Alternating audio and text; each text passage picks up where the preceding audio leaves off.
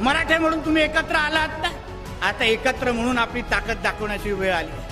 मग ते मोर्चे असतील किंवा पुढची क्रांती असेल, निवडणुका असतील किंवा पुढची येणारी 19 फेब्रुवारी असेल, आपण सगळेजण एक निर्धार करायचा या पुढच्या वर्षी की बाकी महापुरुषांच्या अगर जयंती एकच दिवस होत असेल तर पुढच्या वर्षी जगातली सर्वात मोठी जयंती कोणाची साजरी होणार असेल तर ती आमची छत्रपती शिवाजी महाराजांची असेल आणि ती 19 फेब्रुवारीला असेल. तुमची तिथी फिती ही तुमच्या उद्धव ठाकरेसाठी वापरा किंवा त्याच्या मुलासाठी वापरा, आमच्यासाठी वापरू नका, आमच्यासाठी वापरू नका. पुढच्या 19 फेब्रुवारीला आपण सगळेजण जगातला सर्वात मोठी जयंती साजरी करू आणि जगाला दाखवू की आमचा महाराज की आमचे छत्रपती शिवाजी महाराज हे यांचे मावळे हे सगळे एकत्र आले तर सर्वात मोठा महापुरुष म्हणून त्यांना नावलौकिक करू शकतो.